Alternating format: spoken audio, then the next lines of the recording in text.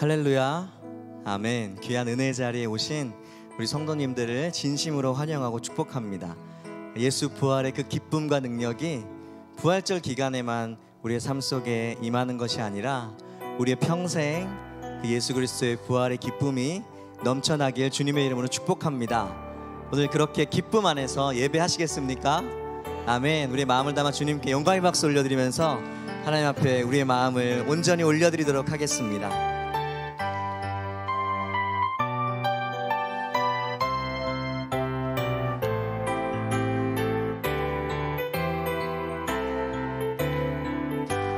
주 하나님, 주 하나님,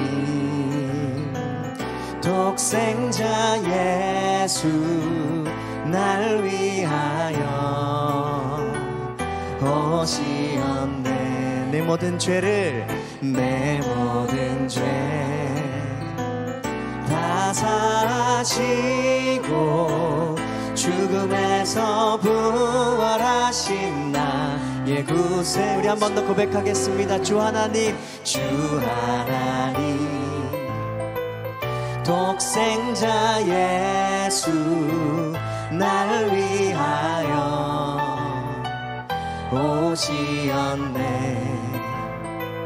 내 모든 죄 다 사시고, 다 사시고 죽음에서 부활하신 나의 구세주. 아멘. 살아계신 주, 나의 참된 소망, 걱정 근심 전혀 없네. 사랑의 주네 갈 길 인도하니 내 모든 삶의 기쁨 늘 충만하네. 주 안에서 거듭난 생명 도우시는 주의 사랑 믿습니다. 참 기쁨과 확신 가지고 예수님의 도우심을 믿으며 살리. 살아계신 우리 주님, 살아계신 주, 나의 참된 소망, 걱정 근심 전혀 없네. 사랑의 주네 갈 길 인도하니 내 모든 삶의 기쁨 늘 충만하네. 그 언젠가 주 뵐 때까 오직 주님을 위해, 주를 위해 싸우리라. 승리의 길 멀고 매 우리 주님께서 나의 앞길 지켜주시리. 살아계신 주, 살아계신 주, 나의 참된 소망, 걱정 근심 전혀 없네. 사랑의 주네 갈 길 인도하니 내 모든 삶의 기쁨 늘 충만하네. 살아계신 주, 살아계신 주, 나의 참된 소망, 걱정 근심 전혀 없네. 사랑의 주네 갈 길 인도하니 내 모든 삶의 기쁨 늘 충만하네. 예수 열방의 소망, 예수 열방의 소망, 예수 우리의 위로자. 주는 온 땅의 영원한 소망. 예수 어둠 속의 빛, 예수 변함없는 진리. 주는 온 땅의 빛이 되시네. 우릴 위해 죽으시고 다시 사신 생명의 주. 오직 주님만이 소망이요 변함없는 반석이라. 주님만이 온 세상을 비추시네. 또 죽음에서 부활하신 우리 구주 평강의 왕. 주를 믿는 모든 자의 소망 되신 주를 믿네. 믿으십니까? 아멘. 주님이 부활의 소망이 되십니다. 예수 열방의 소망. 예수 우리의 위로자. 주는 온 땅의 영원한 소망. 예수 어둠 속의 빛, 예수 변함없는 진리. 주는 온 땅의 빛이 되시네. 우리를 위해 죽으시고 우리를 위해 죽으시고 다시 사신 생명의 주. 오직 주님만이 소망이요 변함없는 반석이라. 주님만이 온 세상을 비추시네. 또 죽음에서 부활하신 우리 구주 평강의 왕. 주를 믿는 모든 자의 소망 되신 우리 주님만이 소망이요 변함없는 반석이라. 주님만이 온 세상을 비추시네. 아멘. 또 죽음에서 부활하신 우리 구주 평강의 왕. 주를 믿는 모든 자의 소망 되신 주를 믿네. 구원의 소망 되신 주님께 다시 한번 영광의 박수, 감사의 박수 올려드리겠습니다. 아멘.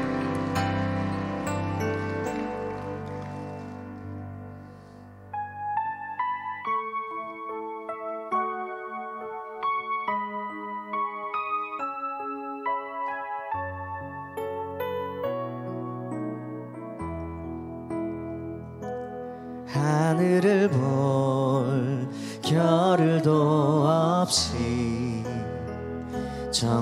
정신없이 세상을 살다가 마음의 먹먹함이 내 삶을 짓누를 때 그제서야 주님을 찾습니다.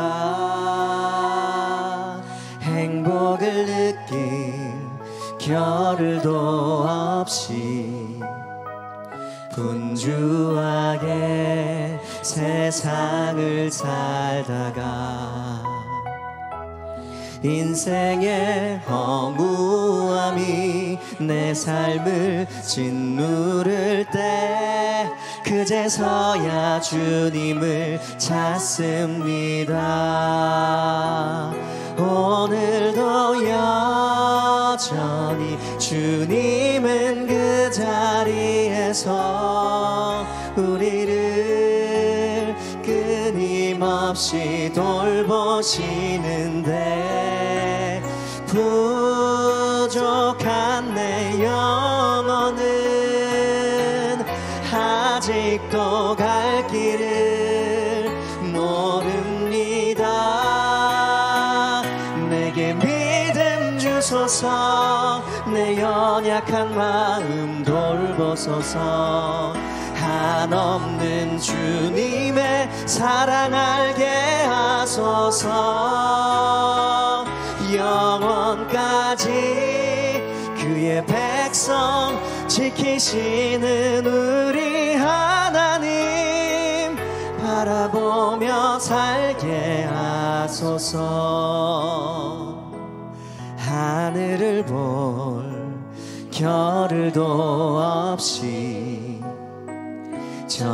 정신없이 세상을 살다가 마음의 먹먹함이 내 삶을 짓누를 때 그제서야 주님을 찾습니다.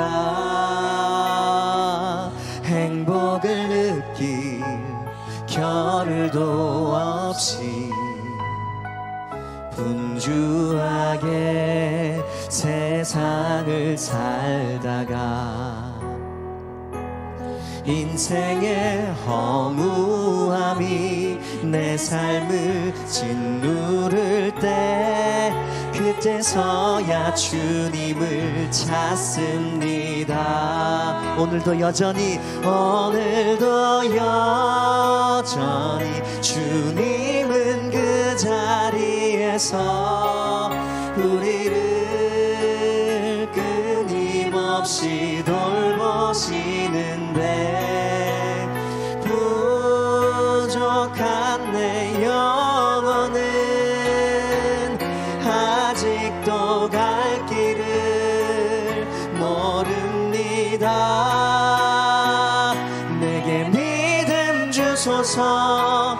내 연약한 마음 돌보소서.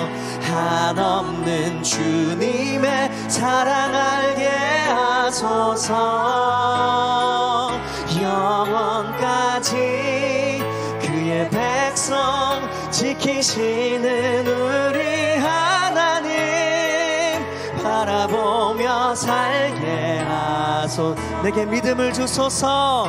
내게 믿음 주소서. 내 연약한 마음 돌보소서. 한없는 주님의 사랑 알게 하소서. 영원까지 그의 백성 지키시는 우리 하나님 바라보며 살게 하소서. 내 삶은 주님의 것입니다.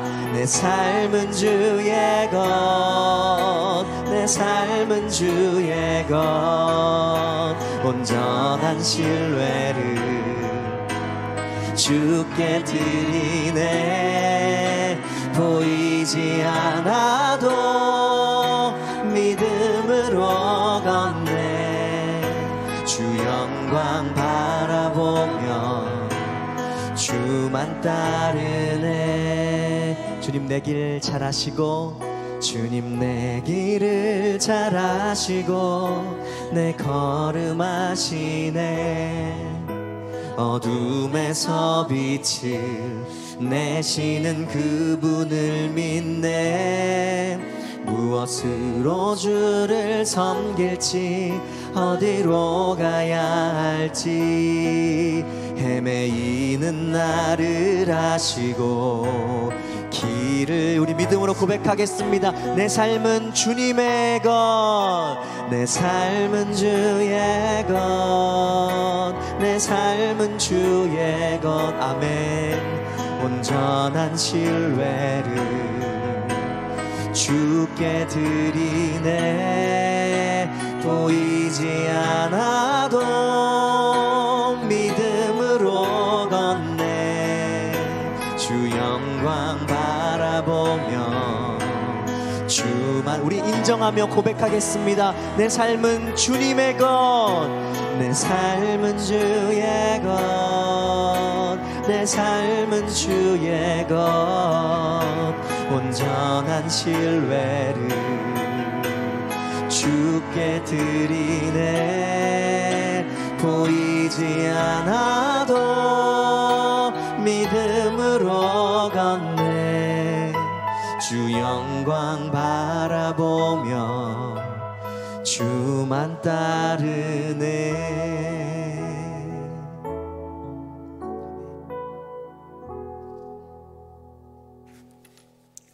다 함께 기도 드리시겠습니다. 사랑의 하나님 아버지, 우리가 죄인 되었을 때에 그리스도께서 우리를 위하여 죽으심으로 우리에 대한 하나님의 사랑이 얼마나 크고 놀라운지를 보여주셔서 감사합니다. 죄로 말미암아 하나님의 영광에 이를 수 없었던 우리들에게 어린 양 예수 그리스도의 희생으로 말미암아 하나님과 화목하게 해주셔서 감사합니다.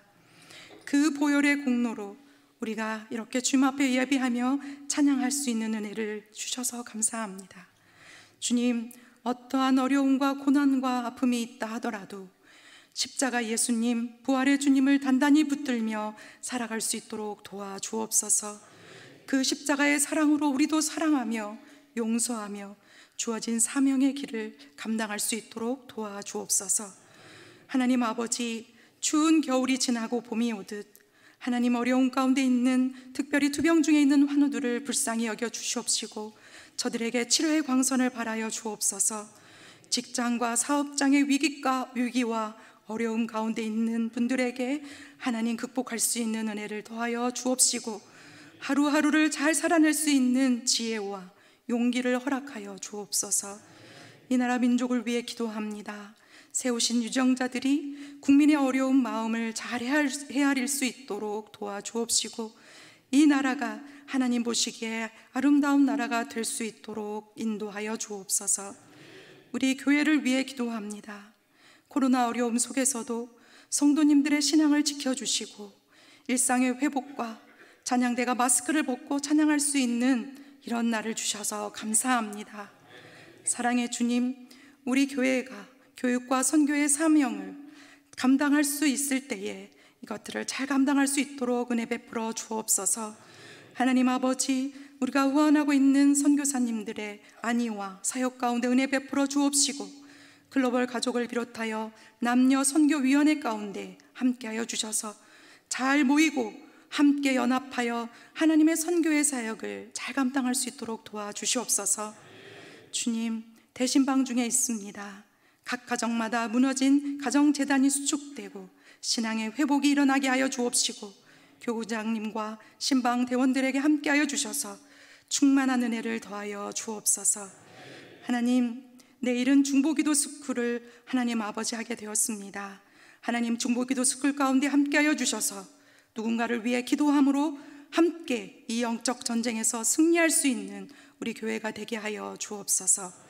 이제 말씀 앞으로 나아갑니다. 세우신 담임 목사님을 능력의 장중에 붙잡아 주옵시고 생명의 말씀이 강단에서 선포될 때에 하나님 말씀을 마음으로 또 마음 신비에 새겨지는 은혜를 더하여 주옵소서.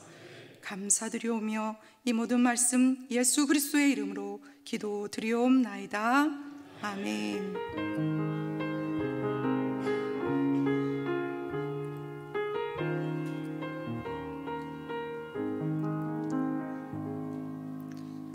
오늘 우리에게 주시는 하나님의 말씀은 열왕기 하 2장 21절에서 22절까지의 말씀입니다. 열왕기 하 2장 21절에서 22절까지의 말씀은 구약 563페이지쯤에 있습니다. 21절은 제가, 22절은 함께 합독하도록 하겠습니다.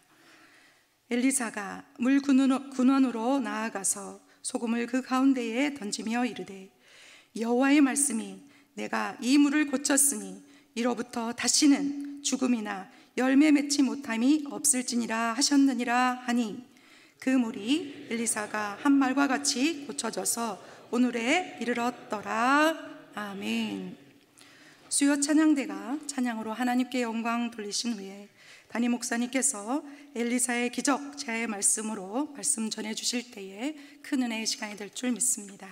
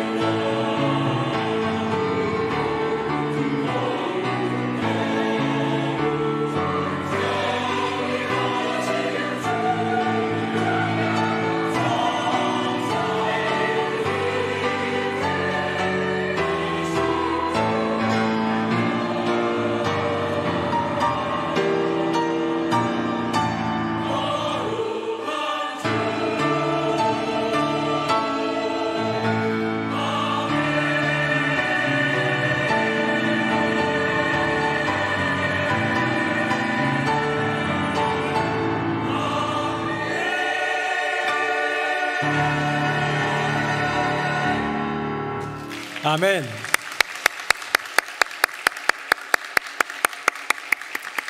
네, 귀한 찬양 참 감사드립니다. 하나님께서 영광 가운데 받으신 줄로 믿습니다. 우리 수요 찬양대는 마스크 벗은 거 오늘이 처음이죠? 그렇죠? 우리 지난주 얘기하고 오늘 그래서 이렇게 우렁찬 곡으로 준비하셨군요. 네, 마스크를 벗으니까 그런지 모르겠는데 더 힘이 있고 더 우렁차게 우리 영광의 주님, 거룩하신 주님을 찬양했는데 주님께서 크게 기뻐 받으셨으리라 믿습니다. 우리 옆에 분하고 인사 한번 하겠습니다. 거룩하신 주님을 닮아갑시다. 시작. 거룩하신 주님을 닮아갑시다. 거룩하신 주님을 닮아갑시다. 네, 잘 오셨습니다. 열왕기하 강해를 우리 계속 이어가고 있고요. 엘리야를 뒤이어서 엘리사가 어떻게 보면 스승과 제자 사이였지만 이제는 정말로 스승을 대신하는 그런 사명과 능력을 이양받은 선지자로서 활약을 하게 됩니다. 열왕기상의 그 후반부에 전면에 등장했던 아합과 정면 승부를 했던 엘리야라는 사람이 있었다면 그가 죽으면 이제 끝이 날 것 같은 그런 대체 자원이 없고 대체 불가 같았던 그런 인생인데 하나님은 그를 대신할 사람으로 엘리사를 세워주셨고요, 사명만 이어가게 하신 것이 아니라 그 능력도 이어가게 하심으로써 이양되게 하심으로써 그 일들을 이루어 가십니다. 이제 엘리야는 승천했고요, 엘리사는 이제 그 겉옷을 받아들고 막 이제 뭔가 능력도 나타나긴 했는데요, 이제 오늘 본문에 보면 본격적으로 사마리아 땅에 들어가 가지고 이 북이스라엘에서 선지자의 노릇이라고 할까 역할을 감당하는 그것 있기 전에 두 개의 기적을 간단히 보여줍니다. 이 두 개의 기적은 이 엘리사가 엘리야에게 있었던 그 능력이 그대로 이렇게 이양되었다는 것을 증명도 하고 이제는 엘리사를 통하여 하나님께서 놀라운 능력을 발하시겠다라는 것을 기대하게 하는데요, 그 두 가지의 기적 우리가 좀 살펴볼 필요가 있는데 별로 이렇게 뭐랄까 뭔가 좀 그냥 읽으면 우리의 삶 가운데 이것이 왜 엘리사의 첫 번째 두 기적일까라는 것이 좀 이해가 좀 안 되는 그런 경우가 있습니다. 두 개의 기적인데요, 첫 번째는 뭐냐면 한 동네에 여리고라는 성읍에 이 물이 너무 좋지 않다 보니까 이 물 때문에 뭔가 토지 소산이 잘 열매 맺지 못하고 생명이 번성하지 못하는 그런 상황 가운데에 거기다가 소금을 뿌리니까 그 땅이 완전히 고쳐지고 생명의 땅으로 변화되는 역사, 이게 기적 하나예요. 또 하나는 뭐냐면 우리가 본문을 다 읽지는 않았지만 그렇게 여리고에서 그런 기적을 행하고 이제 베델로 갑니다. 우리가 전에 엘리야가 승천할 때에 길갈에서부터 시작해가지고 베델을 거쳤다가 여리고를 거쳤다가 요단으로 가서 승천했잖아요. 그러니까 지금 거꾸로 돌아가고 있는 거예요. 그래서 이제 그 요단에서 제자들과 함께 이제 얘기를 나누다가 여리고로 가가지고는 물을 고쳐주는 능력을 바라고, 두 번째 베델로 가가지고는요, 거기에 이르러서는요, 이 작은 아이들이 수많은 애들이 와가지고 엘리사를 조롱합니다. 뭐라고 조롱하냐면 여러분 잘 들으셔야 돼요. 대머리라고 조롱을 합니다. 대머리에 올라가라 하는데 엘리사가 분노를 했는지 여호와의 이름으로 저주를 하니까요, 곰 2마리가 제가 성경 찾아보니까요, 수콤보다 암콤이 더 어떻게 보면 그 위기 가운데는 더 무섭고 잔인하대요. 그래서 이 암콤 2마리가 나와서 42명의 작은 아이들을 찢어 죽이는 끔찍한 사건이 일어납니다. 앞에 있는 이야기 첫 번째 기적은 우리가 흔히 연예계에서도 누군가가 좋은 일을 했다, 유재석 씨가 좋은 일을 했는데 알리려고 한 건 아닌데 그게 나중에 드러나면 미담이라고 합니다. 그렇죠? 엘리사의 첫 번째 기적은 미담입니다. 괜찮은 아름다운 이야기예요. 그것을 들으면 뭔가 감동이 되고 은혜가 되고 행복해지고 미소가 지어지는.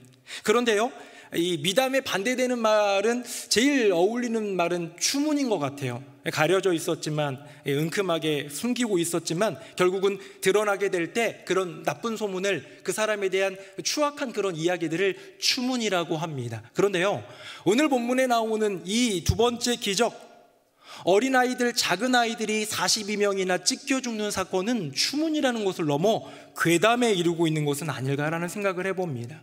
여러분, 미담과 괴담, 엘리사를 둘러싼 이 미담과 괴담을 보면서 우리는 이런 생각을 할 수가 있습니다. 뭐냐면, 능력을 받더니 자기 마음 내키는 대로 하는구나. 여리고에 갔더니 어때요? 여리고 사람들이 착한 것 같고 괜찮고 마음에 드니까 여리고는 땅을 고쳐주는, 물을 고쳐주는 기적, 회복의 역사를 이루고, 베델에 갔더니 어린애들이 와가지고 막 놀리니까 화를 참지 못하고 곰을 불러다가 그냥 싹 다 죽여버리는 그런 일을 보였다라는 거죠. 이 모습을 보면서 우리는 엘리사가 능력을 받더니 그것을 하나님의 영광을 위해서가 아니라 어쩌면 자기 마음 내키는 대로 하고 있는 것은 아닐까라는 생각이 들 수가 있어요. 성경을 읽을 때 우리가 요 문자들만 이렇게 보면요, 뭔가 문제가 생깁니다.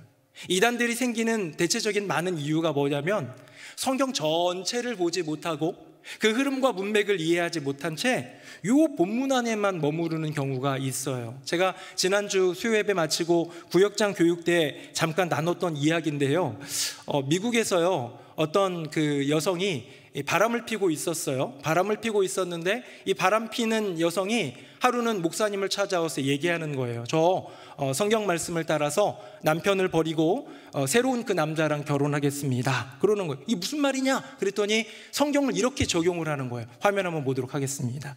에베소서 4장 24절 말씀인데요, 하나님을 따라 의와 진리의 거룩함으로 지으심을 받은 세 사람을 입으란데, 이게 영어로는 뭐냐면 킹제임스 버전을 보면 put on the new man이에요.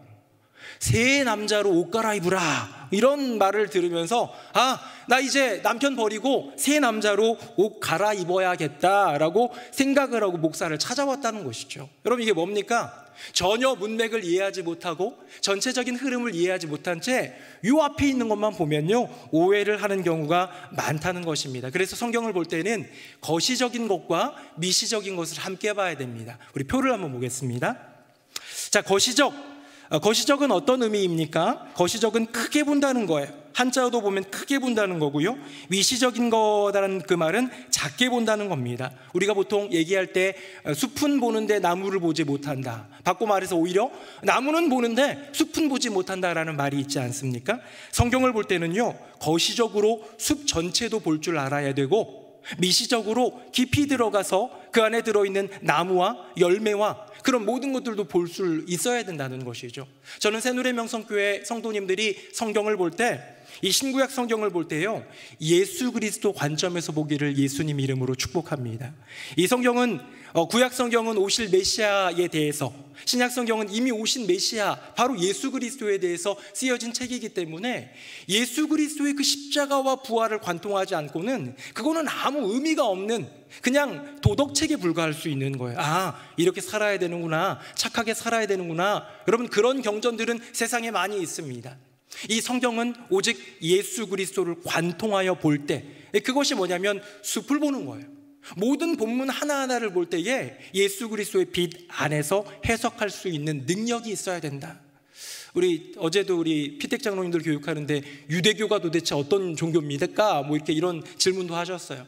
유대교는 우리랑 완전히 다른 타 종교인데요, 유대교는 구약의 경전만 인정합니다. 왜요?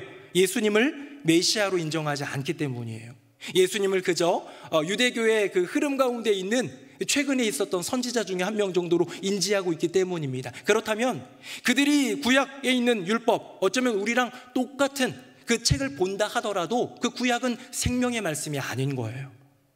그 책은 그저 어떤 정말 아직 이루어지지 않은 세계에 대한 그런 율법만 가득한 우리에게 짐지워지는 책일 뿐입니다. 그러나 구약 성경에 들어있는 수많은 율법들도 예수 그리스도의 그 관점, 그 십자가와 부활을 통과하게 되면 우리의 심령 가운데 은혜가 되고 축복이 될 줄로 믿습니다. 그래서 우리 성도님들도 그냥 문자 하나만 보면서 묵상하는 것 너무 중요한 미시적인 관점 중요한 건데요, 거기에만 매달리지 말고 조금 더 포괄적으로 성경 전체를 연구할 수 있는, 그래서 성경의 능력이 삶 가운데 가득한 우리 새누리명성교회 되기를 예수님의 이름으로 축복합니다. 자, 그러면요, 엘리사의 이 두 기적, 그냥 자기 마음 내키는 대로 능력을 사용한 히어로 같은 그런 사람처럼 보일 수 있는 이 기적의 사건은 과연 어떤 의미일까를 살펴보기 위해 우리 두 개의 기적의 본문을 살펴보겠습니다. 화면 보겠습니다. 우리 같이 한번 읽어보겠습니다. 시작. 그 성읍 사람들이 엘리사에게 말하되 우리 주인께서 보시는 바와 같이 이 성읍의 위치는 좋으나 물이 나쁨으로 토산이 익지 못하고 떨어지나이다. 아멘.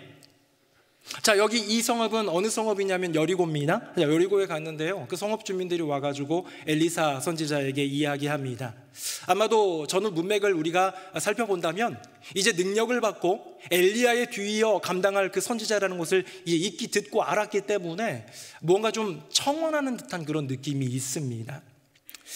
엘리사님, 스승님, 우리의 주인이요, 뭐 여러 가지 성경의 표현들은 다양한데요, 우리 땅이요, 위치는 괜찮습니다. 여리고라는 땅이 참 괜찮아요.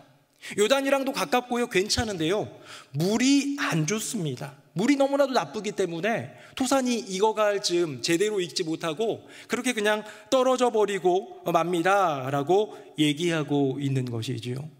사랑하는 성도님들, 우리의 인생 가운데 이것저것 좋아도 생명이 없으면 무의미한 거예요. 맞죠? 우리가 집도 좋고 뭐 가진 것도 많고 세상적으로 위치도 좋고 한다 한들 우리가 죽으면 무슨 의미가 있겠습니까? 우리가 이 세상에 살아갈 때에 누리는 모든 것들은 내게 생명이 있을 때, 조금 더 얘기하면 건강하고 행복할 때 의미가 있는 것이겠죠. 예수님도 말씀하십니다. 사람이 만일 온 천하를 얻고도 무엇을 잃으면, 자기 목숨을 잃으면 그것이 어떻게 유익이 있겠느냐? 사람이 무엇을 주고 자기 목숨을 대신하겠느냐라는 생명을 얘기하는데요, 이 동네는 지금 물이 나쁘기 때문에 생명의 근원이 무언가 말라가고 있는 것 같고 뭔가 좀 악한 물이 섞여 있어서 그런지 소산이 잘 자라지 않습니다. 그런데요, 제가 이 본문을 보다가 조금 연구를 좀 해봤는데요, 다른 성경 번역 본문에는 완전히 다른 얘기를 하고 있더라고요. 보통 뭐 어감이 다르거나 어휘를 좀 다르게 단어들을 바꾸거나 이런 경우는 많은데요, 이 본문을 공동번역에서는 완전히 그 의미를 바꾸어서 얘기하고 있습니다. 화면 한번 보겠습니다. 제가 읽어볼게요.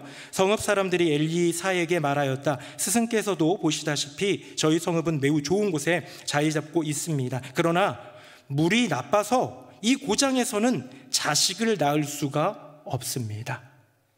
완전 다르죠? 여러분, 완전히 다르지 않습니까? 전혀 별로 안 다른 것 같은 그런 느낌이 드는데 제가 볼 때는 완전 달라요.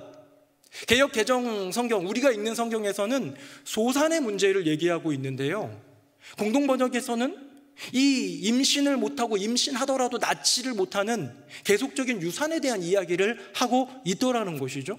제가 그래서 원어를 조금 더 찾아보았더니 이 원어, 여기서 나오는 그 물이 또 나쁘기 때문에 이제 이곳장에서는 뭐 익지 못하고 떨어집니다 라는 이 표현, 그리고 여기에서는 자식을 낳을 수가 없습니다 라는 표현이요, 생명이 번성하지 못하다 라는 말로 사용됨으로써 많은 곳에서는 임신을 했는데 태어나지 못하고 그 아이가 정말 나타나지 않는, 결국 그 안에서 죽어버리는 일들을 얘기할 때에 이 단어를 썼다고 하는 것이죠. 그래서 개역 개정은 오늘 우리가 쓰는 성경은 소산에 대한 개념으로 좀 썼고요, 이 공동번역은 이 태중의 아이의 임신과 출산에 대한 이야기를 썼다는 거예요.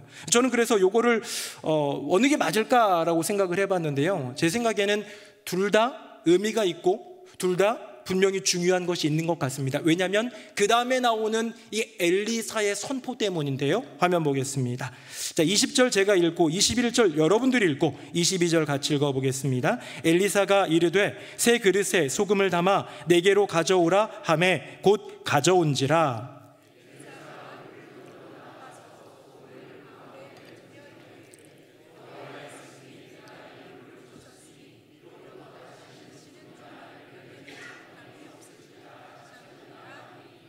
같이요. 그 물이 엘리사가 한 말과 같이 고쳐져서 오늘에 이르렀더라. 아멘.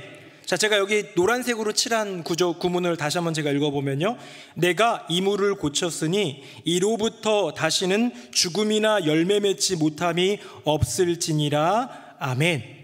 여러분, 하나님이 뭐라고 말씀하셨냐면 이제 이 물을 고쳤다는 거예요. 사망의 물, 죽음의 물, 그 어둠의 물, 그 정말로 나쁜 물, 그 물을 이제 완전히 고쳐서 좋은 물로, 그 안에 이제는 생명이 들어있는 생명의 물로 바꿨으니 더 이상 뭐라고 합니까? 다시는 죽음이나 열매 맺지 못함이 없으리라 라는 말을 하는 것을 볼 때에 이 죽음이라는 개념은 태중의 아기가 더 이상 나오지 못하는 그래서 죽어서 나오는 그 안타까운 일을, 열매 맺지 못함은 소산의 개념을, 즉 이 땅 가운데 드리워진 죽음이 이제는 물러가고 생명이 지배하는 땅으로 바뀔 거라는 여호와 하나님의 약속이 그 안에 있는 것이지요.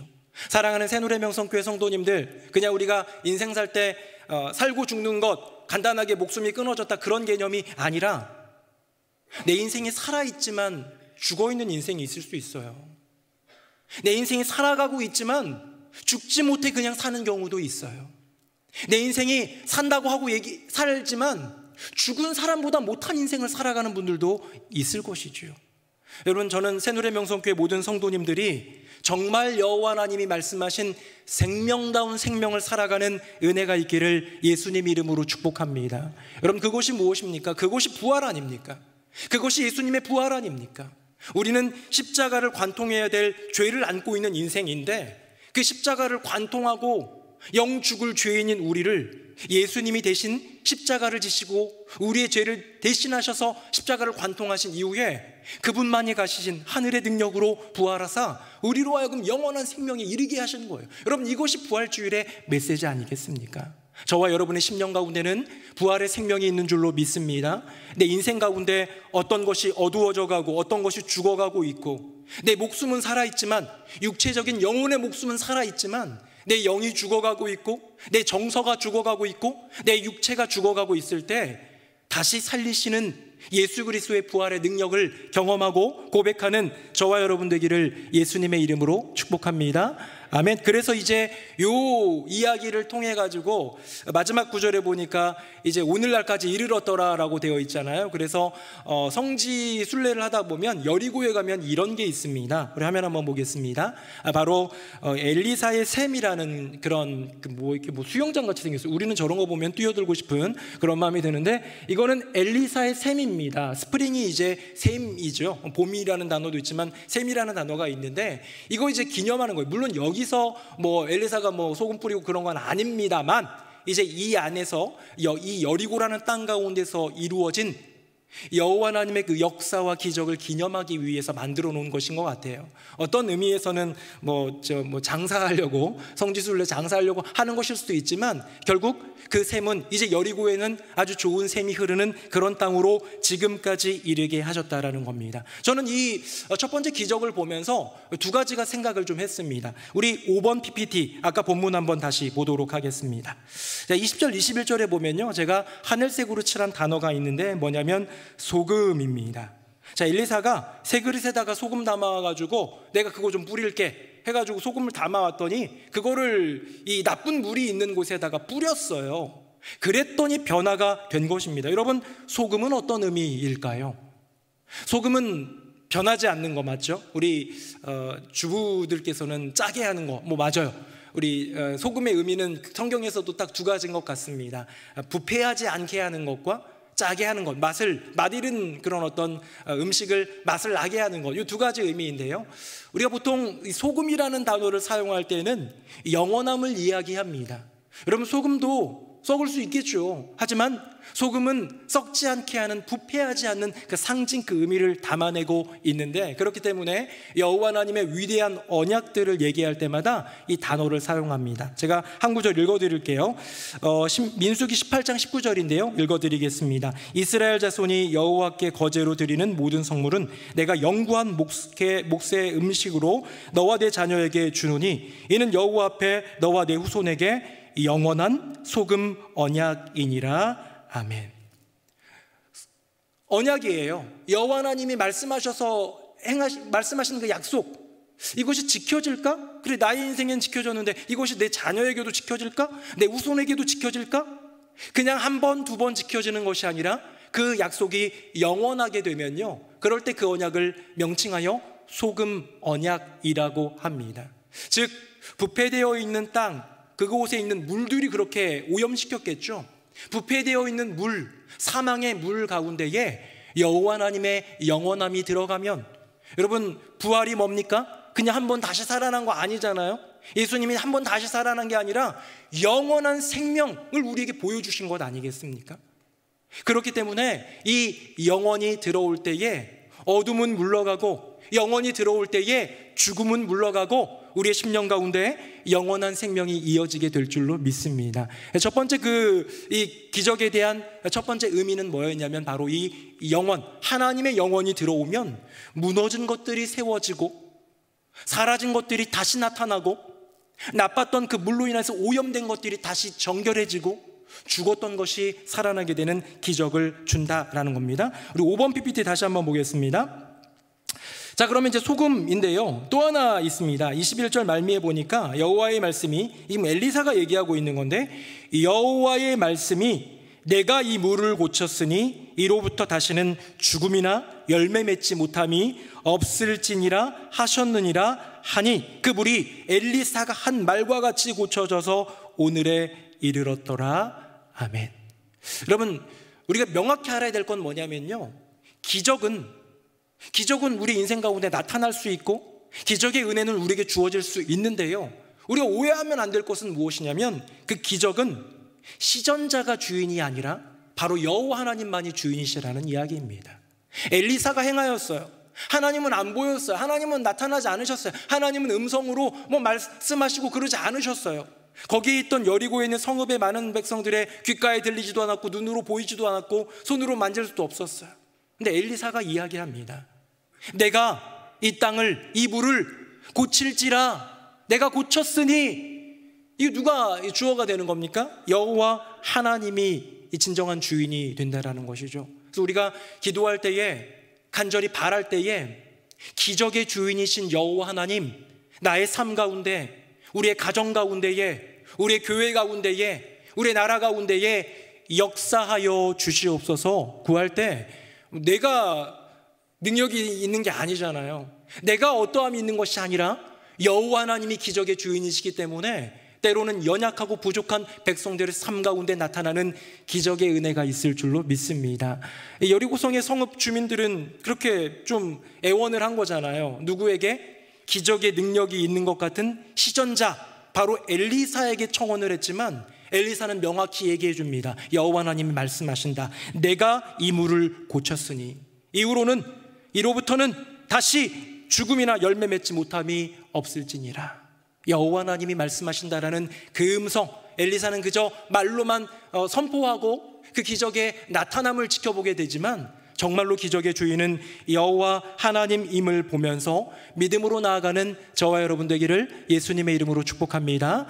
두 번째 이제 기적입니다. 첫 번째 기적은 그래도 은혜로웠어요. 그래도 괜찮았어요. 그래도 좋았어요. 감사했어요. 미담이었어요. 그런데 두 번째 기적은 끔찍한 기적입니다. 우리 화면 보시고 23절 제가 읽고 24절 같이 읽겠습니다. 엘리사가 거기서 베델로 올라가더니 그가 길에서 올라갈 때에 작은 아이들이 성읍에서 나와 그를 조롱하여 이르되 대머리여 올라가라, 대머리여 올라가라 하는지라. 엘리사가 뒤로 돌이켜 그들을 보고 여호와의 이름으로 저주하매 곧 수풀에서 암곰 둘이 나와서 아이들 중에 42명을 찢었더라. 아멘.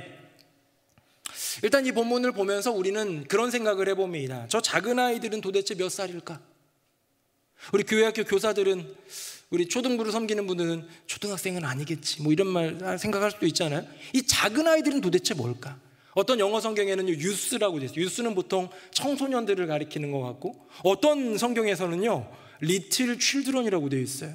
그러면 거의 어린아이들을 얘기합니다.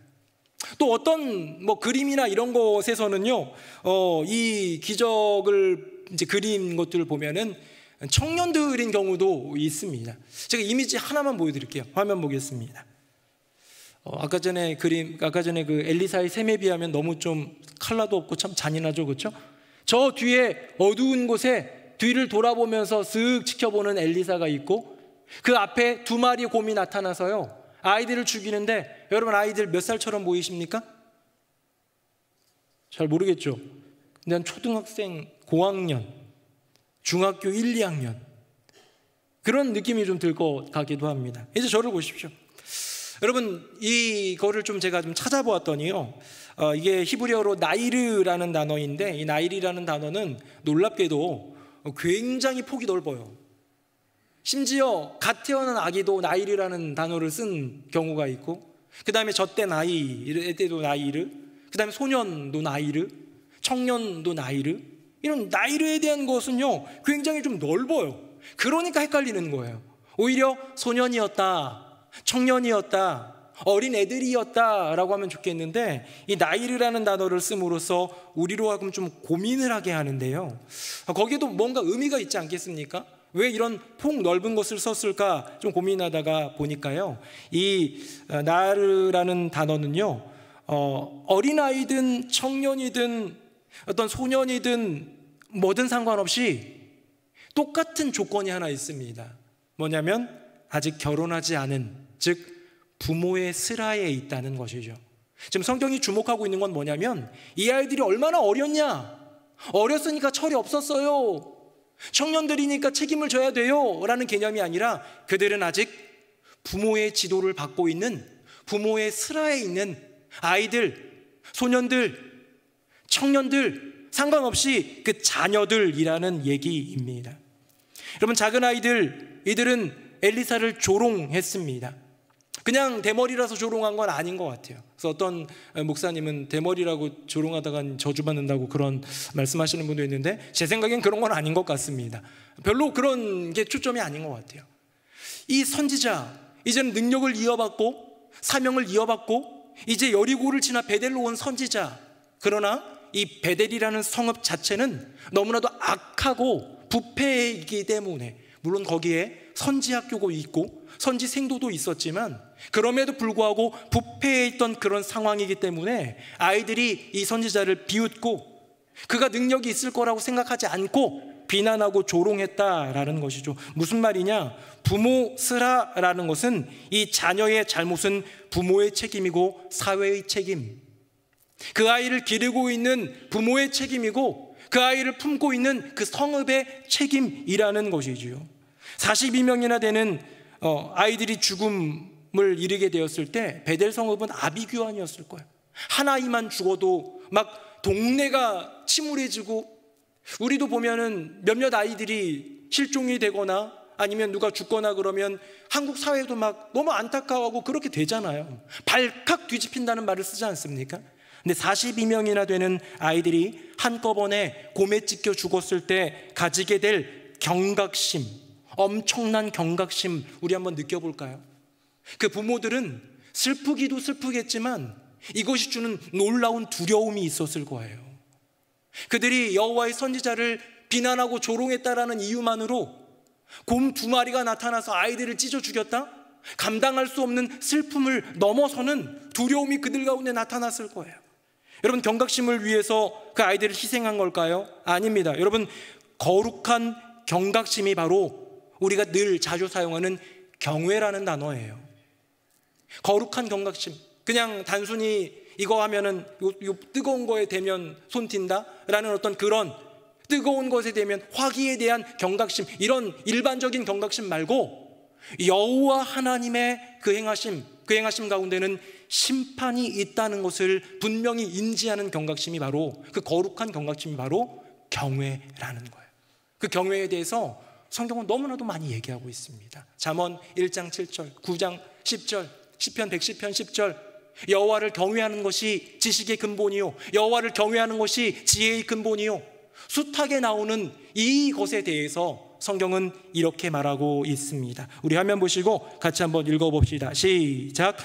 또 너희가 요단을 건너가서 차지할 땅에 거주할 동안에 이 말씀을 알지 못하는 그들의 자녀에게 듣고 내 하나님 여호와 경외하기를 배우게 할지니라. 아멘. 그 자녀로 하여금 배우라, 그런 정도가 아니라 배우도록 가르치라는 거예요. 하나님을 경외하도록 너희들이 가르치지 않으면 아이들은 배울 수 없다라는 거예요.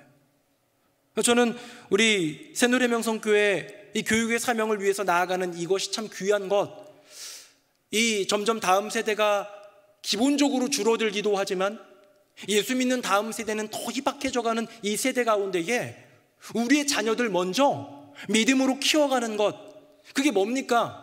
예수 믿고 구원받는 것, 그래서 나중에 천국 가서 만나는 것, 그건 너무 1차원적인 기본적인 거예요. 우리 자녀가 구원받는 건 기본적인 것이고요. 뭘 배워야 됩니까? 여호와 하나님을 경외하는 것을 배워서 여호와 하나님 경외하는 삶을 살아서 그 여호와 하나님을 경외하다 보면 지혜가 생기고 여호와 하나님을 경외하는 삶에는 축복이 있고 여호와를 경외하는 삶에는 열매가 있고 계속해서 그 아름다운 복음과 믿음이 이어지더라라는 것이 성경의 이야기이기에 우리는 여호와 경외하기를 가르치고 나누고 삶으로 보여야 한다는 것이죠. 여러분, 베델에 있는 성읍에 부모님들은 여호와를 경외하는 사람들이었을까요? 아니었을 거예요. 그 성읍의 분위기가 하나님을 높이고 하나님을 찬양하는 분위기였을까요? 아니었을 거예요. 그렇기 때문에 그 거룩한 경각심이 사라진 그곳에 여호와 하나님은 이 엄청난, 어쩌면 그냥 인간이 했다면 만행을 넘어서 정말로 끔찍한 일을 자행한 이 일이지만 여호와 하나님의 기적의 역사를 통해서 보여준다는 것이죠. 저는 이 두 가지 기적을 보면서 이렇게 정리를 해볼 수 있다는 생각을 해봅니다. 뭐냐? 엘리사의 두 기적, 왜 능력을 이양받고 왜 사명을 이양받고 무언가 엘리사를 통해서 하나님은 일하신다라는 것을 보여주기 위해 왜 이 두 가지가 들어갔느냐? 이제 표를 통해서 정리해 보겠습니다. 화면 보겠습니다. 자, 첫 번째 기적은 뭐냐? 죽음의 물을 생명의 물로 바꾸심, 솟아늘 그 태를 생명으로 인도하고 번성케 하는 그 축복, 바로 여호와는 생명의 주관자시다. 같이 하겠습니다. 여호와는, 시작. 여호와는 생명의 주관자시다. 사랑하는 성도님들, 이거 마음속에 새기는 저와 여러분 되기를 예수님의 이름으로 축복합니다. 예수님은요, 부활하신 생명의 주인님이에요. 여호와 하나님은요, 모든 만물을 창조하시고 인생의 흙으로 만든 인생의 코에다가 생기를 불어넣으셔서 우리에게 생명을 주신 분이에요. 생명의 주관자는 여호와 하나님이시기에 다른 어떤 것들을 신뢰하고 의지하는 것이 아니라 여호와 하나님 바라보는 것, 여러분, 그것이 생명의 주관자를 인정하는 삶 아니겠습니까? 또 하나는 뭘까요? 다음 보겠습니다. 자, 두 번째 기적은 조롱하는 작은 아이들을 죽이셨습니다. 왜요? 여호와는 죽음의 주관자이기도 하기 때문에. 따라하겠습니다. 여호와는 죽음의 주관자이시다. 시작. 여호와는 죽음의 주관자이시다. 아멘. 우리 교회에 출산의 소식들이 들리면 얼마나 행복합니까? 우리 교회에 소천의 소식이 들리면 가슴 아파요. 물론 나이가 많이 드셨고 또 투병 중이셔가지고 또 평안하게 가셨고 또 복음 가운데 이렇게 은혜 가운데 가셨다, 이런 얘기 들으면 다행이다 싶지만 안타까운 일이잖아요. 근데 성경은 뭐라고 얘기하고 있느냐면요, 우리의 인간의 생명과 사망, 그 주관자는 누구라고요? 여호와 하나님이라고요. 너의 생명을 이 땅 가운데 있게 하니도 하나님. 난 왜 이런 집안에 태어났을까? 난 왜 대한민국에 태어났을까? 나는 왜 이렇게 살까? 여러분, 우리에게 주어진 생명, 우리에게 주어진 삶과 인생에 대해서는 어떻게 보면 때로는 회의도 느끼고 그 회의를 느끼다 보면 회개에 이르고 돌이키기도 하고 그런 거니까요. 하지만 적어도 내가 태어난 데에는, 내가 이 땅 가운데 존재한 데에는 여호와 하나님의 분명한 의지가 있고 그분의 계획하심이 있다는 것. 왜? 생명의 주관자는 여호와 하나님이시니까.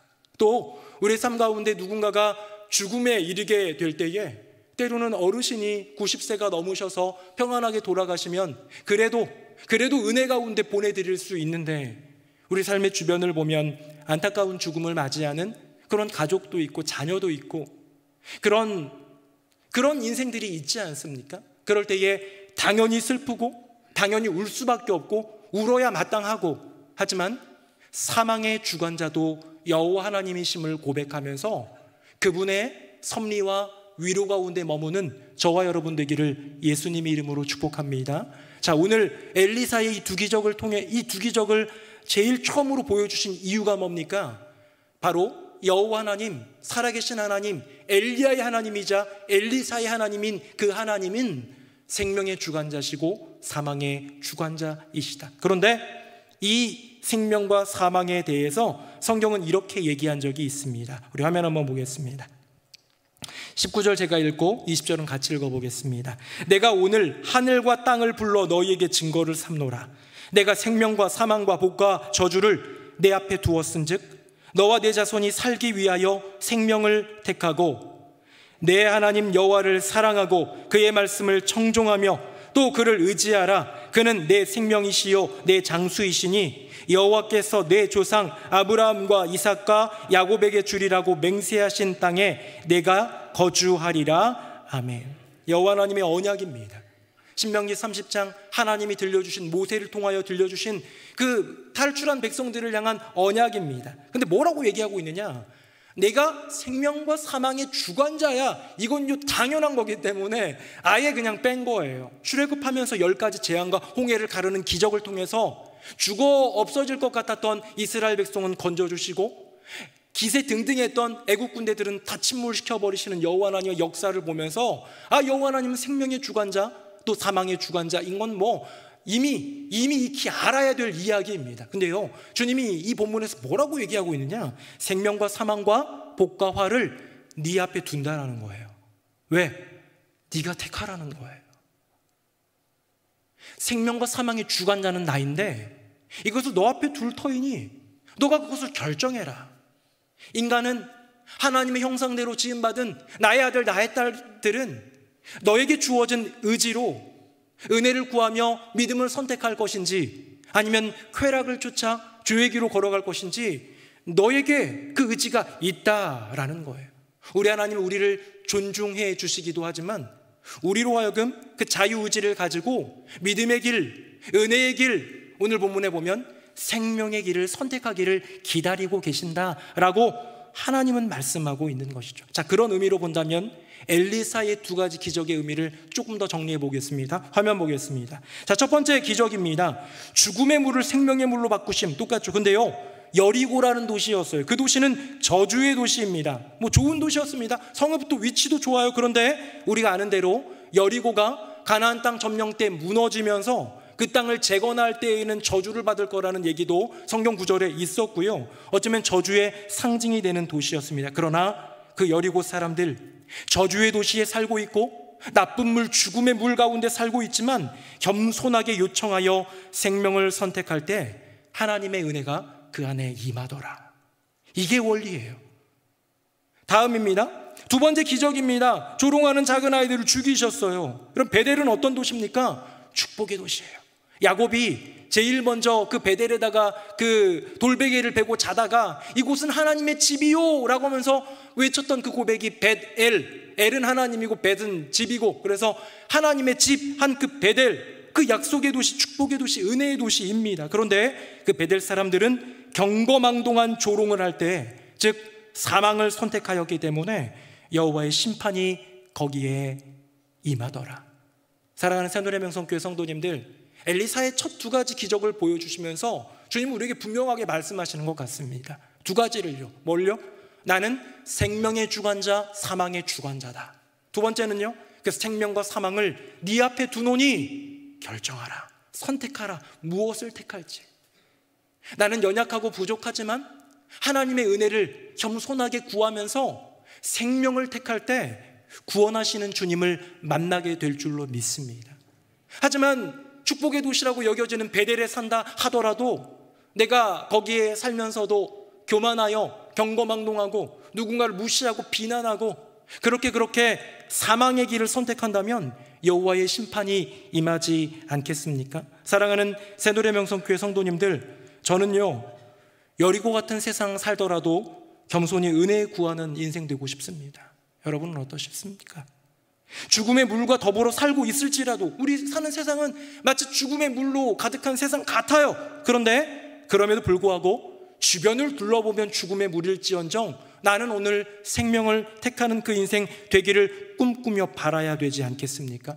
교만함으로 경거망동했던 베델의 그 작은 아이들이 아니라 겸손함으로 하나님 경외함으로 주님을 초청했던 여리고 성읍의 사람들처럼 우리가 고난주간 성금요일 부활절을 지나고 있는데요, 예수 그리스도 십자가 앞에서 은혜를 구하는 인생, 예수 그리스도 그 부활 안에서 오로지 생명을 선택하는 인생, 그렇게 십자가 바라보며 은혜를 구하고 부활을 바라보며 생명을 구하는 인생을 살아갈 때 우리의 삶 가운데 진정한 은혜가 임할 줄로 믿습니다.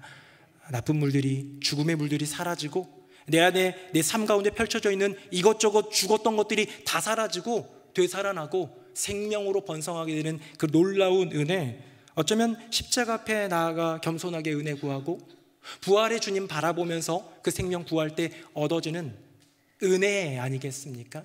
그 은혜를 고백하며 믿음으로 살아가는 우리 모두가 되기를 예수님 이름으로 축복합니다. 아멘. 우리 함께 찬양하겠습니다.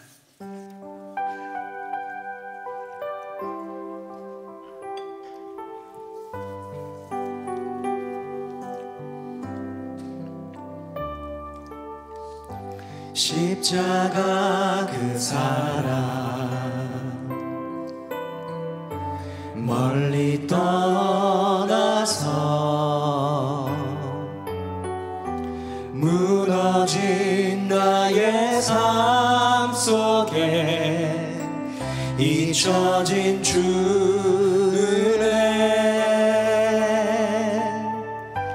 돌 같은 내 마음 어루만지사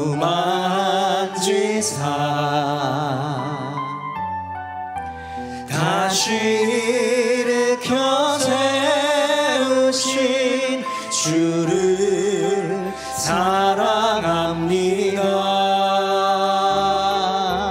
주 나를 보호하시고 날 붙드시리. 나는 외롭고 존귀한 주님의 자녀라. 주 너를 보호하시고 널 붙드시리. 너는 외롭고 존귀한 주의 자녀라. 지나간 일들을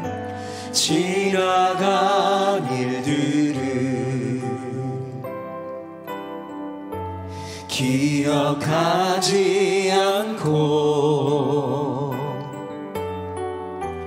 이전에 행한 모든 일 생각지 않으리. 사막의 강물과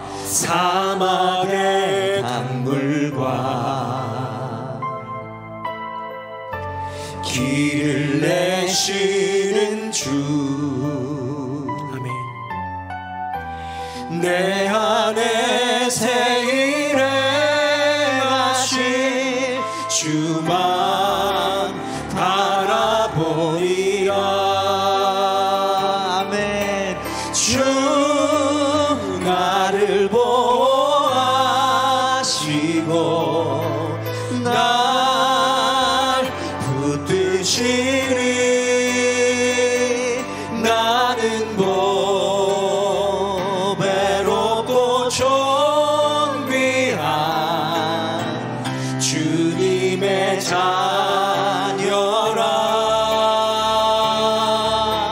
주 너를 보호하시고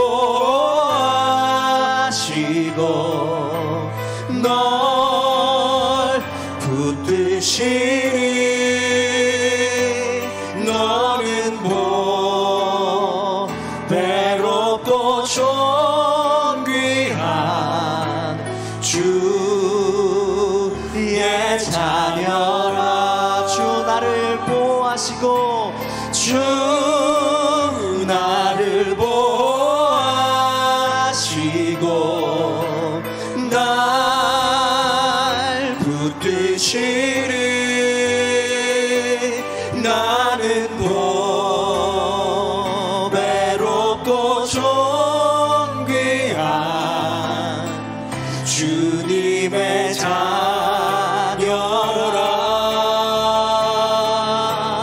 주 너를 보호하시고 널 붙드시리.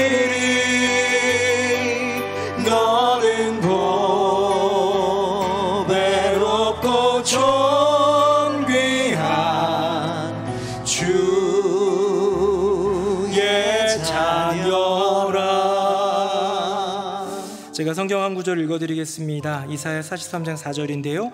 내가 내 눈에 보배롭고 존귀하며 내가 너를 사랑하였은즉 내가 내 대신 사람들을 내어주며 백성들이 내 생명을 대신하리라. 아멘.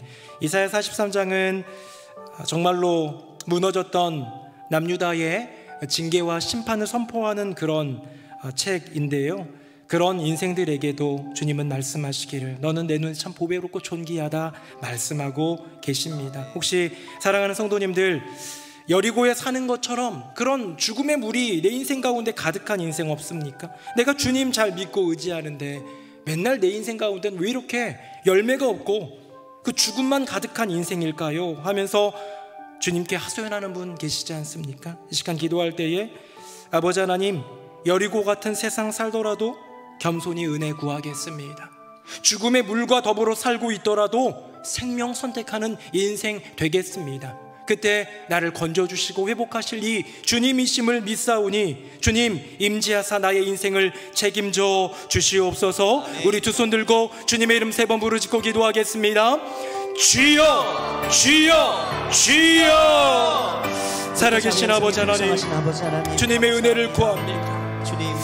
나의 인생은 어쩌면 여리고를 사는 인생인 것 같습니다. 저주의 도시, 그 낙인 찍힌 그것이 사라지지 않을 것 같은 그 도시, 나쁜 물이, 악한 물이, 죽음의 물이 생명을 가로막고 번성함을 가로막고 내 인생에 악한 일들만 가득해서 이루어지고 고난과 실험만 가득하는 이때에 내가 어떻게 하나님을 신뢰하고 바라볼 수 있겠나이까? 그렇게 부르짖는 심령이 있다면, 그렇게 주님께 하소연하며 눈물 짓는 인생에 있다면 주여 그들에게 다시 변함없이 생명의 주관자가 되어주시고 죽음의 주관자가 되어주셔서 그들의 생명을 건져주시고 그들의 삶을 이끌어 주시옵소서. 주님, 엘리사를 통하여서 보여주셨던 그 기적, 그 기적의 메시지가 우리 심령 가운데 새겨지기를 원합니다. 그 기적이 우리에게 주어진 일들처럼 이제 우리 앞에 놓여있는 생명과 사망의 길 가운데에 오로지 생명을 선택하며 오늘도 생명을 선택하며 나아가는 주님의 자녀들, 내게 주어진 여건 속에서 자랑하며 교만하며 경거망동하는 인생이 아니라 오직 여호와 하나님을 경외하여 겸손히 은혜를 구함으로 여호와 하나님의 사랑을 입고 구원을 입고 그 생명의 도우심을 입는 인생들 되게 하여 주시옵소서. 행하실 주님을 비춰주십니다. 살아계신 아버지 하나님, 엘리사를 통하여 보여주셨던 두 가지 기적, 여호와 하나님이 생명의 주관자이심을 보여주시고 여호와 하나님이 사망의 주관자이심을 보여주신 이 메시지가 그저 여리고와 베델에 있는 사람들에게만이 아니라 오늘 나의 심령 가운데 새겨지기를 원합니다. 여리고 백성들에게, 베델의 백성들에게 이것이 경각심이 되고 이것이 경험함이 된 은혜가 되고 저주가 되었던 그 일이 나의 심령에 먼저 채워짐으로 여호와 하나님 경외하기를 배우는 복된 인생 되게 하여 주시옵소서. 생명의 주관자, 사망의 주관자이신 여호와 하나님이 그 생명과 사망을 우리 앞에 두셨으니 세상적인 쾌락 쫓지 않고 나의 만족과 안녕 쫓지 않고 오로지 생명을 택하고 오로지 은혜를 구하는 인생, 그리하여 주님의 구원을 누리고 주님의 사랑을 누리는 우리 모두가 되게 하여 주시옵소서. 십자가를 바라봅니다. 부활하신 주님을 바라봅니다. 십자가를 바라보며 은혜를 구하는 인생, 부활하신 주님을 바라보며 그 생명을 선택하는 인생, 그렇게 하루하루를 살아감으로 내 삶 가운데 펼쳐져 있는 죽음의 물들이 생명의 물로 변화되는 기적 같은 역사를 경험하게 하여 주시옵소서. 행하실 주님을 찬양하며 우리 주 예수 그리스도의 이름으로 기도드립니다. 아멘.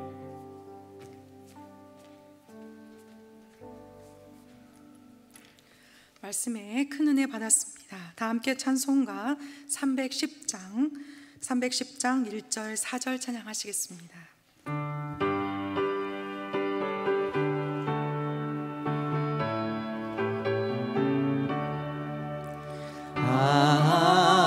하나님의 은혜로 있을 데 없는 자 왜 구속하여 주는지 난 없도다.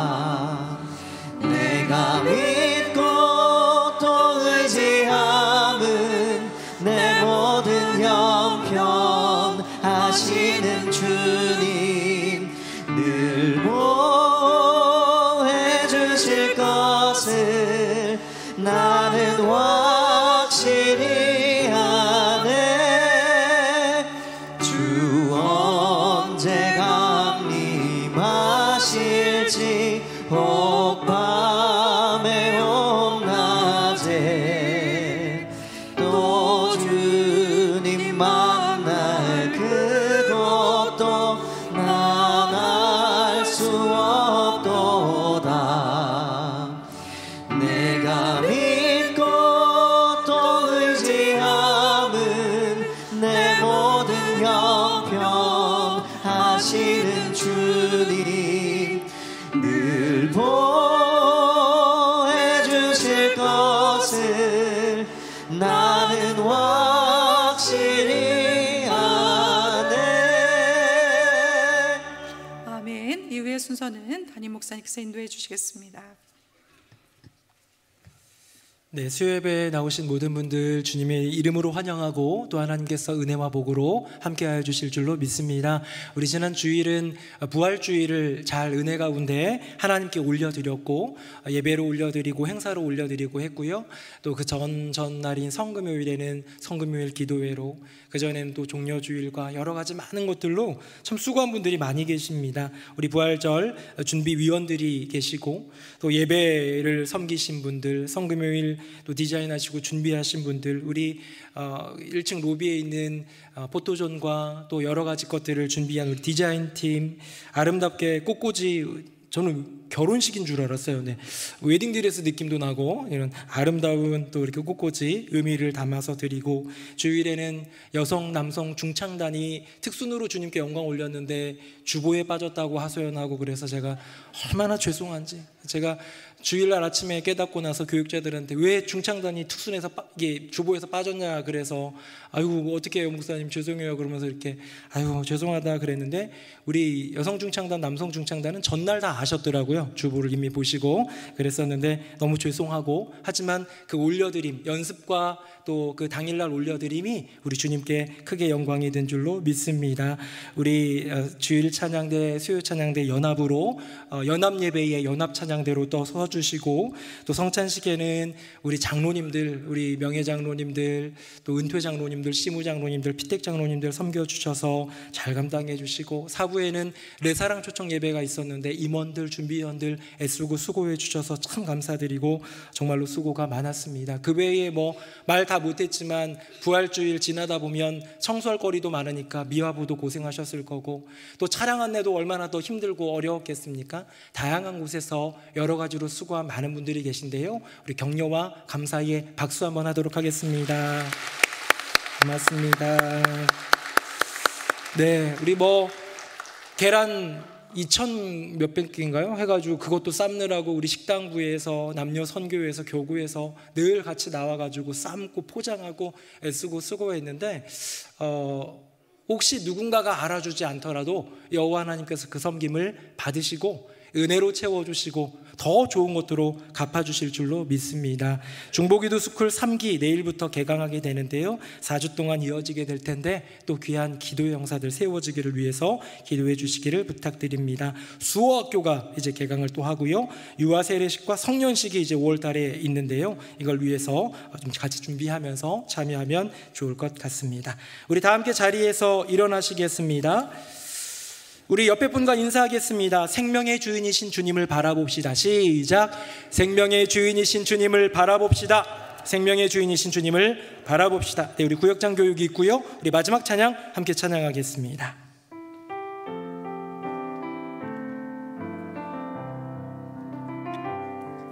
나의 피난처 예수 의지해요.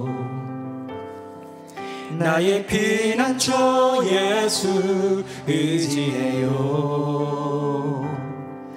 나의 가는 길에 거센 바람 몰아쳐와도 나의 피난처 예수 의지해요. 나는 영원히 주님 사랑해요. 나는 영원히 주님 사랑해요. 세상 어떤 것도 나의 사랑 끊을 수 없네. 나는 영원히 주님 사랑해요. 아버지 나를 사랑하시니 나의 모든 것 주께 드려요. 아버지 내가 여기 있으니 주님 영광 위하여 써주세요. 아버지 나를 사랑하시니 나의 모든 것 주께 드려요. 아버지 내가 여기 있으니 주님 영광 위하여 써주세요. 주님 교회 위하여 주님 교회 위하여 써주세요. 주님 나라 위하여 주님 나라 위하여 써주세요. 우리 한 번 더 기도하기를 원합니다. 우리가 어쩌면 푸른 풀밭을 걷고 있는 분들도 계실 거고 주님 주신 은혜로 평안의 길을 걷고 있는 때도 있지만 여전히 아프고 힘겹고 어려운 일들을 경험한 분들이 얼마나 많이 있는지요. 오늘도 우리 교회 권사님 한 분이 큰 차 사고로 또 지금 중환자실에 가셨다가 또 일반 병실로 옮기긴 했지만 치료와 회복의 은혜가 필요합니다. 암으로 여러 가지 질병으로 사고로 재활 과정 중에 있는 분들, 또 경제적인 시험들, 가정의 위기, 이혼의 위기, 자녀의 문제, 얼마나 많은 일들이 우리 인생을 그런 썩은 물, 죽은 물들로 우리의 삶을 위협하고 있는지요. 이 시간 기도할 때는 나 자신을 위해서 기도하지 말고 내가 아는 분이 있다면 그분을 위해, 또 우리 교회 안에 있는 많은 교우들의 그 어려움, 그 죽어가는 그 생명 속에서 생명의 주관자이신 주님의 은혜와 구원을 더하여 주시옵소서. 우리 두 손 들고 주님의 이름 한번 부르짖고 함께 중보 기도하겠습니다. 주여! 살아계신 아버지 하나님, 하나님, 우리 곁에 얼마나 많은 이들이 아픔과 고통을 겪고 있는지요. 나의 인생 가운데 평안함과 그 은혜가 있을 때에는 잘 깨닫지 못하다가도 인생에 찾아오는 그리워지는 그 어두운 그림자, 그 인생의 풍파, 그 정말로 흑암의 물들이 물려올 때에 감당할 수 없는 우리의 인생임을 고백합니다. 주님, 우리 새누리 명성교회 안에 너무나도 많은 교우들이 어려움 가운데 있습니다. 가정에 큰 어려움을 겪고 있는 지체들 기억하사 은혜 베풀어 주시고 하나님 예비하신 생명의 길을 걸어가게 하여 주시옵소서. 주님, 사고로 위험 가운데 있고 또 회복의 과정 중에 있는 권사님 하나님 지켜주시고 온전케 하여 주시옵소서. 암을 비롯한 수많은 질병들로 괴로워하는 우리 교우들 기억하여 주시고 치료하여 주시옵소서. 재활 중에 있는 분이 계십니다. 경제적인 환난 가운데 있어서 위기 가운데 어찌할 바를 몰라 숨이 턱턱 막히는 인생이 있습니다. 우울증 때문에 고생하고 조울증 때문에 고생하고 공황장애로 두려움을 갖고 있는 이들도 있습니다. 밤에 잠을 이루지 못하는 지체가 있고 자녀의 문제로 말미암아 신음하며 가슴을 치는 이들도 있습니다. 그 부모의 마음을 기억하여 주시고 불쌍히 여겨 주시옵소서. 아직도 예수를 알지 못하고 믿지 못하는 가족들을 위한 그 오랜 기도, 지쳐가는 그 기도에 새 힘을 더하여 주시고 하나님 예비하신 때에 아름다운 구원의 은혜를 더하여 주시고 주님, 우리의 인생은 여전히 여리고에 있는 인생 같습니다. 우리의 삶은 여전히 죽음의 물이 드리워진 것 같습니다. 생명의 주관자이신 주님께서 나의 삶에 우리 각 사람의 심령과 인생에 가정에 일터에 교회에 임재하여 주셔서 우리를 건져주시고 우리를 살려주시옵소서. 아멘. 살아계신 아버지 하나님, 오늘도 수요일 주님 앞에 나와 말씀을 듣고 기도하며 예배하며 주님을 찾는 주의 백성들 가운데 은혜를 더하여 주시옵소서. 주신 은혜에 감사하고 감격하여 나오는 이도 있고, 당장 해결해야 될 문제와 그 아픔 가운데 괴로워하며 신음하는 이도 있겠습니다. 주님, 어느 누구에게든 허락하신 그 말씀대로 생명의 주관자, 사망의 주관자 여호와 하나님임을 고백하는 믿음을 갖게 하여 주시옵소서. 그리하기에 나의 인생이 여리고 땅 같고 나의 삶에 죽음의 물이 드리워진 것 같을 때에 그 모든 죽음의 물을 생명의 물로 바꾸사 생명을 이어가게 하시는 하나님의 역사를 성경에서 보았던 것처럼 내 인생에도 이루어지리라 다짐하며 고백하며 은혜를 구하는 복된 인생들 다 되게 하여 주시옵소서. 삶 가운데 있는 여러 가지 많은 죽어가는 영역들 가운데에 하나님 개입하여 주시고 생명의 주관자로서 구원의 은혜를, 살리심의 그 은혜를 더하여 주시옵소서. 오늘도 예배를 위하여 애쓰신 많은 분들 기억하여 주시고, 주중에는 애플트리와 또 아기학교가 진행 중에 있습니다. 내일부터는 중보기도 스쿨도 시작합니다. 교회 안에서 이루어지는 모든 모임들, 구역 모임들 가운데 은혜 더하여 주시고, 남녀 선교회의 함께함 가운데 은혜 더하여 주시옵소서. 하나님, 주님 사랑합니다. 주님께 영광 돌리며 나아가는 새노래 명성교회 되게 하여 주시옵소서. 우리 주 예수님 이름으로 축복하며 기도합니다. 아멘.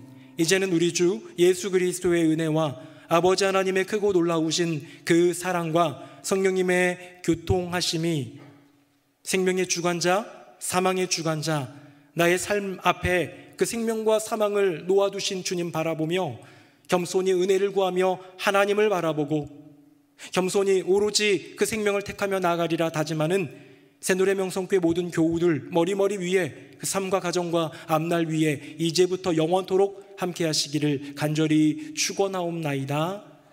아멘.